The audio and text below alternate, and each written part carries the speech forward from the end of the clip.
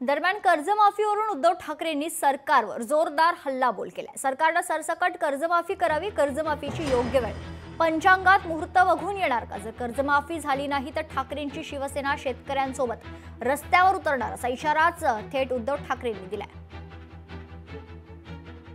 पंजाब सारखं राज्य जर एका हेक्टरला 50,000 रुपये देऊ शकत असेल तर महाराष्ट्राने द्यायला काहीच हरकत नाहीये।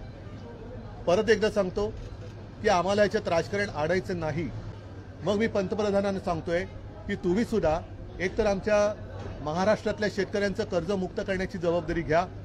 किती पैसे द्यायचे, कुठून पैसे द्यायचे आपण सगळे विसरला असाल, म्हणून आठवण करून देतो की जेव्हा कोरोनाचं संकट आलं होतं तेव्हा पीएम केअर फंड नावाचा एक फंड हा निर्माण केला गेला, ज्याचा मायबाप कोण हे अजून कळलेलं नाही।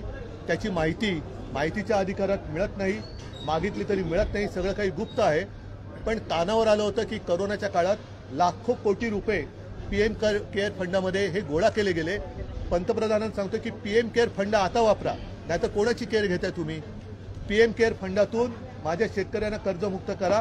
मुख्यमंत्री जे वारंवार सांगतात की आम्ही योग्य वेळी करू, योग्य म्हणजे तुम्ही निवडणुका आल्यानंतर जसं 2019ला निवडणुकीच्या तोंडावर कर्जमुक्ती किंवा कर्जमाफी जाहीर केली आणि त्याच्यात सुद्धा एवढ्या अटीतटी टाकल्या होत्या की शेतकरी म्हणाला याच्यापेक्षा मी एक वेळ पाहिजे तर गळफास लावून घेतो पण तुमची कर्जमाफी नको। शेतकऱ्यांना आज मी सांगतो की एकतर आत्महत्येचा विचारही मनात आणू नका, आम्ही तुमच्या सोबत आहोत। पण मुख्यमंत्र्यांना विचारतोय की तुमची योग्य वेळ की काय तुम्ही पंचांग बघून सांगणार आहात की कधी योग्य वेळ आहे, मुहूर्त काढून सांगणार आहेत का? लोकशाही मराठी ऐका, पहा, जागरूक रहा।